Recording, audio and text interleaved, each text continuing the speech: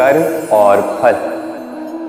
मनुष्य का यह स्वभाव होता है कि उसे अपने प्रत्येक परिश्रम का प्रतिफल चाहिए। अधिकतर बार तो इसी परिणाम की चिंता करते, कल्पना करते वो कर्म करते जाता है कि मैं ये कर्म करूंगा तो मुझे ये मिलेगा। उसकी कल्पना करता है जो ना उसके हाथ में है, ना उस पर उसका अधिकार है, ना ही वश। वो केवल अपना कर्म कर सकता है। उसे क्या मिलेगा ये उसके हाथ में नहीं है। इसलिए आप भी केवल कर्म करते जाइए, फल की चिंता नहीं। स्मरण रखिए, जड़ और शाखाएं जिस प्रकार एक दूसरे से जुड़ी हैं, उसी प्रकार कर्म और फल एक दूसरे से जुड़े हैं। जो भी आप कर्म करोगे उसका फल आपको अवश्य मिलेगा। इस फल की चिंता में कर्म का समय नष्ट ना कीजिए, क्योंकि जो व्यक्ति समय नष्ट करता है, समय उस व्यक्ति को नष्ट कर ही देता है। कर्म कीजिए निस्वार्थ भाव से, फल की चिंता ना कीजिए। परिवर्तन इस संसार का शाश्वत नियम। कोई भी राजा नहीं जो सदैव राजा रहता, कोई भी धनी नहीं जो सदैव धनी रहे।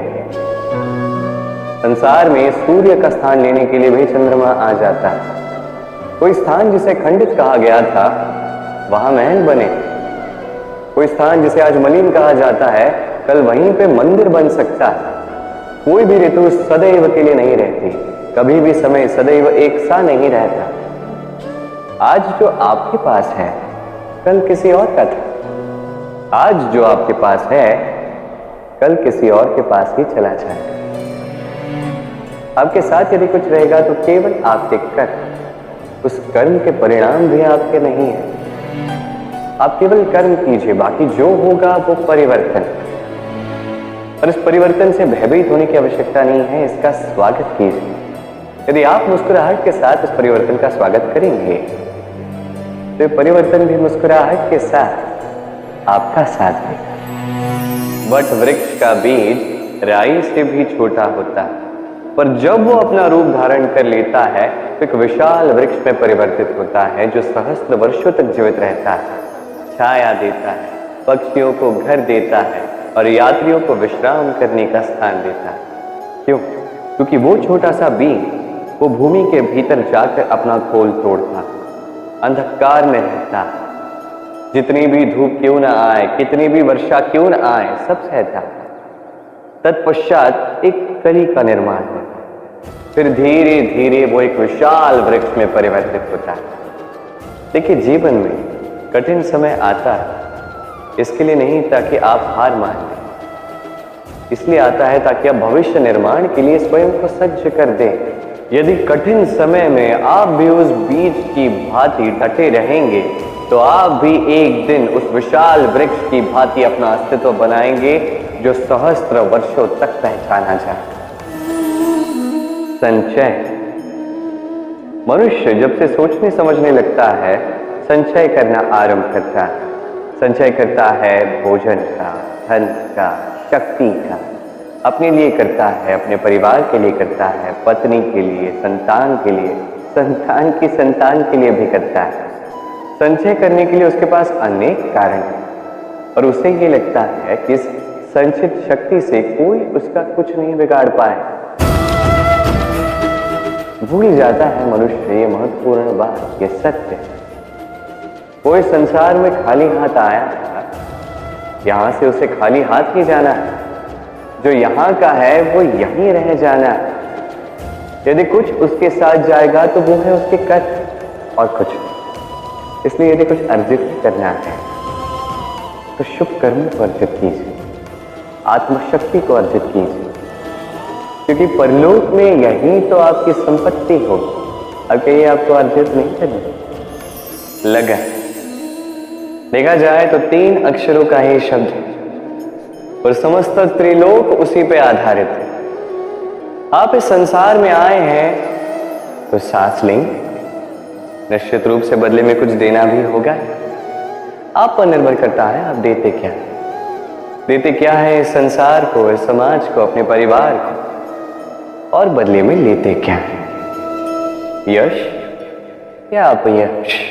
देखिए, एक था रावण जिसने समुद्र पार किया सीता हरण के लिए, और एक थे श्री राम जिन्होंने समुद्र पार किया, सेतु बना के गए सीता को वापस लेके आने के लिए। दोनों ने समुद्र पार किया, बस अंतर था तो लगन की समझ का, लक्ष्य का।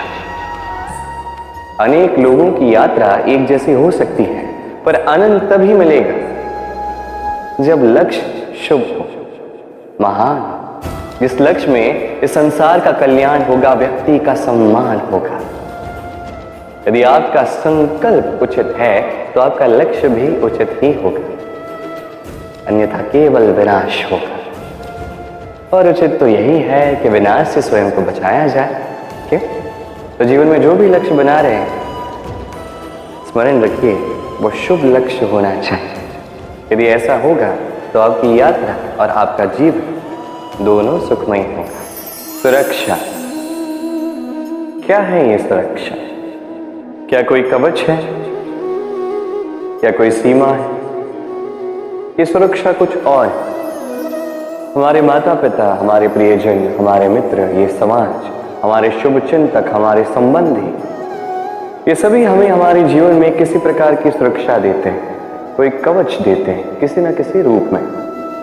और देखा जाए तो हमारे पराक्रम में, हमारी वीरता में, हमारे साहस में यही सुरक्षा सबसे बड़ी बाधा बनती है। कभी देखिए, जब आपको कोई सुरक्षा ही ना मिले या आप इस सुरक्षा को तोड़ के बाहर निकले, तब आपकी वीरता चरम सीमा पर होती है।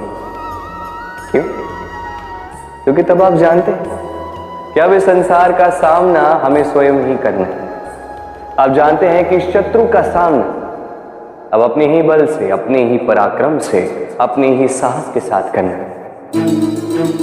तब जाके हमारे भीतर की ये शक्ति जागृत होती है। ये शक्ति यहीं बसी है, बस इसे पहचानना है, इसे जागृत करना है, और ये सुरक्षा के टूटने के पश्चात ही होता है। और जो अपनी शक्ति को जानते हैं, जो स्वयं पहले से ही शक्तिशाली होते हैं, वो स्वयं ही अपना कवच निकाल के तोड़कर फेंक देते हैं, कर्ण की भांति।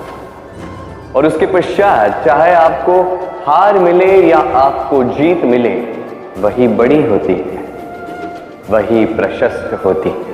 इसलिए त्याग दीजिए इस भय को, अपने आसपास के इस सुरक्षा चक्र को तोड़ दीजिए और सामना कीजिए इस संसार का, सामना कीजिए अपने शत्रु का।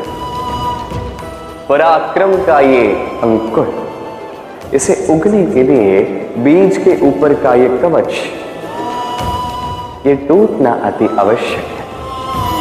कर्म और फल, देखा जाए तो ये समस्त ब्रह्मांड इन दोनों के मध्य में स्थित है।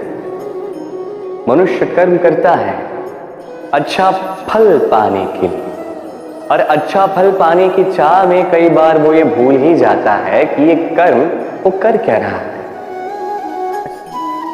मैंने कहा था कर्म करो, फल की चिंता नहीं, किंतु ये कर्म क्या कर रहे हो इसके विषय में सोचना भी आवश्यक है। अन्यथा कई बार हम ऐसे कर्म करते जाते हैं जो ना चाहते हुए भी विष बन जाते हैं। जो हुआ दुशासन के साथ, दुर्योधन के साथ, गुरुद्रोण के साथ। एक की मंशा उचित नहीं थी, एक का विवेक उचित नहीं था, और एक ने जो पक्ष चुना वो पक्ष उचित नहीं था। और ये जो इनके साथ हुआ, आपके, मेरे, हम सबके साथ हो सकता है। मैंने कहा था कर्म कीजिए, फल की चिंता मत कीजिए, किंतु इस कर्म के विषय में विचरण करना भी उतना ही आवश्यक है। देखिए, कर्म करने की उचित प्रक्रिया यही है कि फल की चिंता ना करो, किंतु यदि आपका कर्म शुभ हो तो इसका फल भी नियति आपको ही तो देगी। सदैव कर्म करते समय ये सोचिए कि आपका ये कर्म इस संसार को, इस समाज को, आपके परिवार को, आपके आसपास के लोगों को किस दिशा में ले जाएगा। यदि ये सबके लिए हितकारी तो कर्म करते जाए, और हाँ, निश्चित रूप से फल की चिंता नहीं करनी है। आइए और मेरे साथ प्रेम से कहें राधे राधे।